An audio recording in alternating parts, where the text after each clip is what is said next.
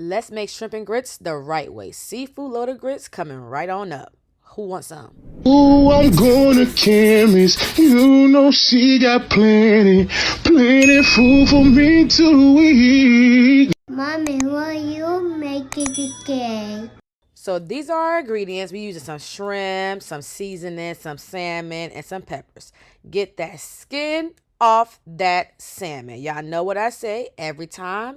The skin on salmon can be good, but not for shrimp and grits. So usually I have a really big slab of salmon, about 2-3 pounds worth, and I just kind of de-skin the entire thing. But for this one, I bought a little pack, and it's a little bit harder to do it the way that I usually do it. So I just got me a good sharp knife and skinned it real good.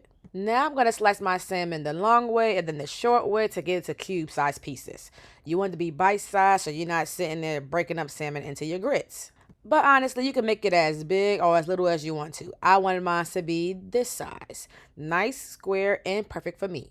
I put my salmon in the bowl with my shrimp and I seasoned it with some, yes, that much seasoning, my own perfect garlic butter and herb seasoning that I made. Then add some of Mr. Make It Happen's lemon bay and some of this Ashley Seafood Secret seasoning, one of my favorite seafood seasonings. Add some grapeseed oil, mix it up real good. Look at me wearing a glove, y'all. Now I season everything all together because it's all going on the same plate and in the same mouth. They all need the same seasonings. If you want to separate it, you can. If you don't like shrimp, take it out. Once you can see the seasoning on your food, get some avocado oil, put it in a non-stick skillet, and sear your salmon first because it will take longer than the shrimp to cook. Sear it on all sides if possible, or maybe a good 2-3 sides if you don't want to do all sides. I seared mine on all sides for about 1 to 2 minutes each, and it should look nice and crusty like my ex and like this. Go on ahead and finish cooking all of them, and then take them out and then get that shrimp in that same exact pan. 1, because who doing dishes, and 2, because it has all that flavor in there. Depending on the size of your shrimp, you can cook it for about 1 or 2 minutes each side. If you have bigger shrimp, cook it for a little bit longer. I use black tiger shrimp to come out looking like this, and it's so pretty and it tastes so good. Yes, the tail is off, and yes, it's the veined. Now it's time for veggie prep. I got me some red bell peppers, some yellow bell peppers, and I sliced them julienne, and then I diced them to fine pieces. You can definitely use green bell pepper for this, but I wanted some extra color on my plate, so I used yellow and red. That's my real fine unless you like big chunks of veggies on your stuff. I personally don't. And no, I didn't use that much. Then I got me what I call the bougie onion, the shallots. I cut it in half, then I took the skin off because duh. We're going to dice that one up too to fine pieces. Then I got me some garlic, some fresh garlic, and I minced it up by hand. You can use a food processor or a blender, but please buy fresh garlic. It tastes 10 times better than that jar stuff. Get everything laid out on a prep plate like I usually do. Then I got my smoked Gouda and I took the skin off. I don't know. It don't taste right to me with the skin on. Took the skin off and I shredded it freshly. Freshly grated cheese will always be top tier for me. It melts perfectly. It tastes better. There's no cornstarch, nothing on the cheese to mess it up. Now let me complain real quick. Look at this. First attempt. Trying to get grits.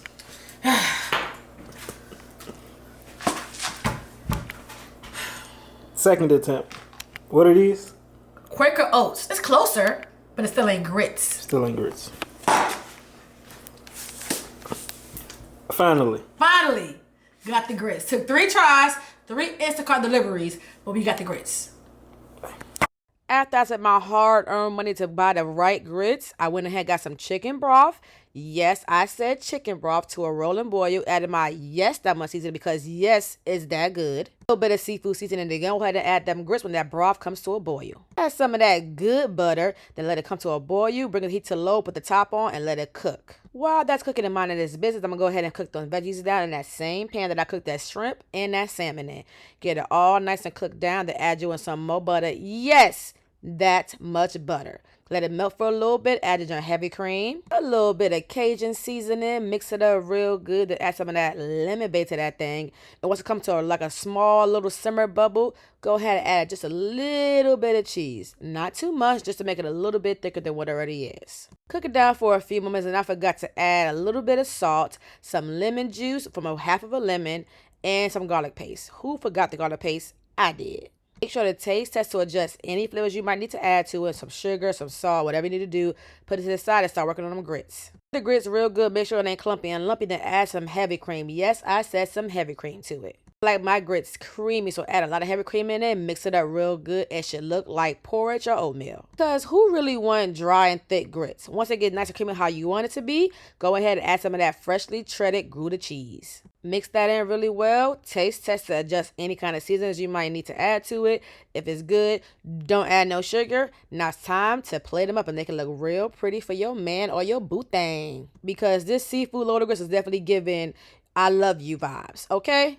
Add the grits to a nice pretty bowl. Top it with some more of that shredded cheese. Let it sit for a little bit. Add the sauce. And once it sets on top, then add in your shrimp and your salmon. Because you don't want that shrimp and salmon to sink down to the bottom.